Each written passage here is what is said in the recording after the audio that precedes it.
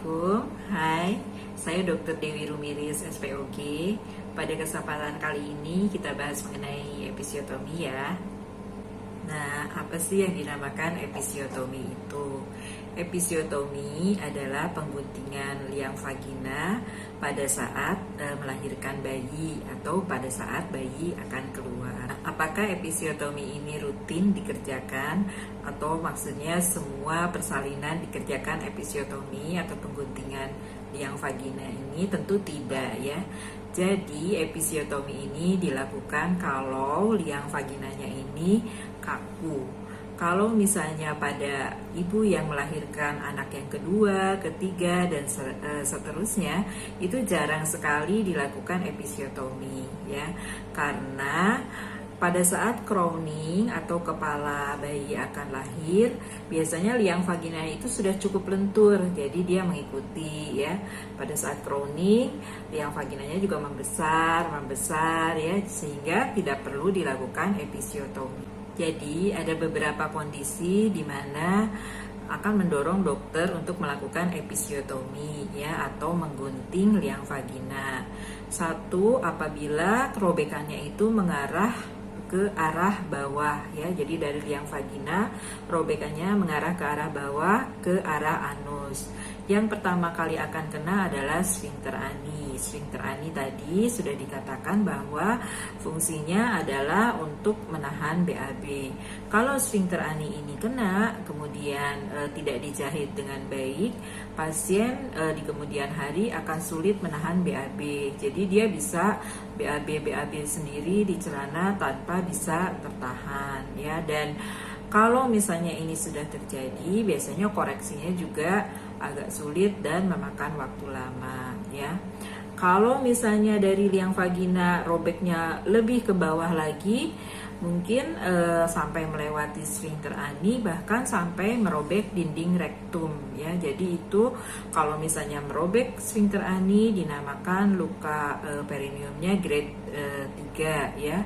Kalau sampai ke rektum, maksudnya ke lubang anus ya, itu ke lubang tempat buang air besar, itu namanya grade 4. Nah, kalau misalnya sampai grade 4, itu juga teknik penjahitannya akan sulit ya. Itu harus dilakukan oleh dokter, tidak bisa dilakukan oleh bidan.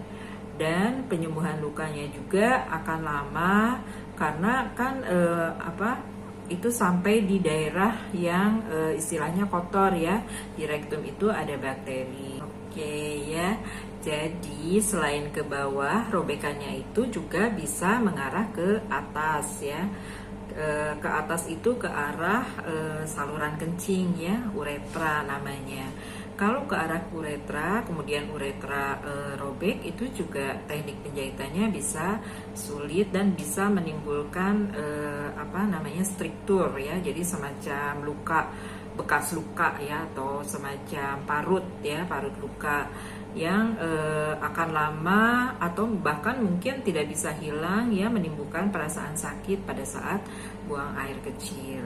Ada satu lagi keuntungan dilakukan episiotomi, yaitu kalau misalnya dilakukan pengguntingan jalan lahir, luka perineum itu atau luka di jalan lahir itu tajam ya, jadi rata, sehingga teknik penjahitannya juga menjadi lebih mudah. Kemudian nanti penyembuhannya juga menjadi lebih cepat dan biasanya tidak tersisa rasa sakit ya pada saat luka sudah sembuh. Lain halnya kalau misalnya robekannya itu istilahnya compang-camping ya. Jadi pada saat teknik penjahitan juga timbul kesulitan. Nah, pada saat penyembuhan luka itu rasa sakitnya bisa tertinggal karena bisa timbul keloid ya. Pada beberapa kasus ya, mungkin misalnya pasiennya ada infeksi, jadi sebelum melahirkan ada keputihan ya, vaginanya sudah ada infeksi, atau memang menembus ke rektum ya, ke jalan untuk buang air besar. Di situ juga ada bakteri, jadi timbul infeksi. Atau misalnya pasiennya melahirkan di tempat lain ya, kemudian baru dirujuk ke dokter dan ada selang waktu di mana saat melahirkan sampai penjahitan ya.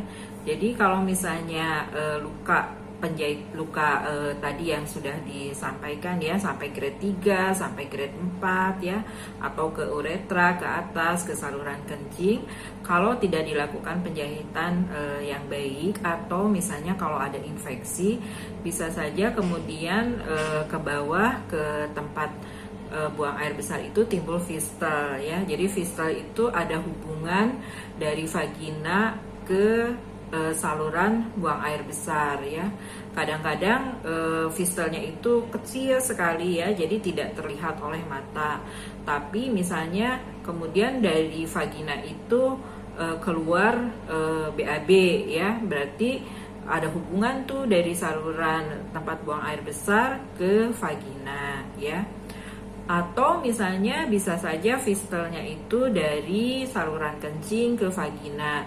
Jadi dari vagina itu keluar air pipis ya, air seni. Nah itu juga adalah komplikasi-komplikasi di mana kalau misalnya teknik penjahitannya tidak baik atau timbul infeksi ya. Jadi sebetulnya pengguntingan jalan lahir, pengguntingan vagina itu adalah untuk menghindarkan hal-hal tersebut. Memang biasanya episiotomi itu dikerjakan miring ya, maksudnya dia tidak ke bawah, karena kalau misalnya ke bawah itu akan menyebabkan robekan ke arah sphincter ani atau anus tadi ya. Dilakukan episiotomi itu miring supaya lukanya ini menjauhi sphincter ani dan juga supaya tidak robek ke arah atas. Nah, jadi gimana dong caranya supaya tidak dilakukan episiotomi pada saat melahirkan, juga terhindar dari komplikasi-komplikasi yang tadi sudah disampaikan ya. Jadi bisa saja sebelum kita melahirkan, misalnya pada umur kehamilan 35, 36, 37 minggu ya, sudah dilakukan pijat perineum ya. Jadi seperti ini ya, misalnya ini liang vagina ya.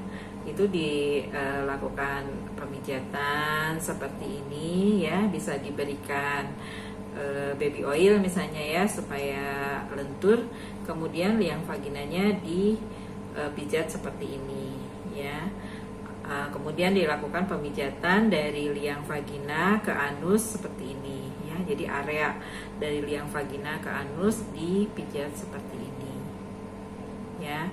Itu dilakukan berulang kali dan sesering mungkin ya, sehingga nanti liang vaginanya ini tidak kaku. Nanti bisa dirasakan ya, misalnya pada saat pertama kali dilakukan liang vaginanya bisa saja kaku ya, tapi lama-lama kemudian menjadi lentur ya, karena pemijatan itu akan membuat jaringan kolagen itu menyesuaikan ya. Kemudian juga pembuluh darahnya akan menjadi lebih banyak, sehingga juga akan mencegah robekan ya, karena jaringannya lebih fleksibel ya. Nah, itu tadi sedikit bincang-bincang mengenai episiotomi ya. Mudah-mudahan semua bisa melahirkan normal tanpa dilakukan episiotomi dan juga terhindar dari komplikasi-komplikasi yang tadi sudah disampaikan. Apabila kurang jelas, boleh ketemu saya di Rumah Sakit Ibu dan Anak ASI atau di Rumah Sakit Muhammadiyah Taman Puri.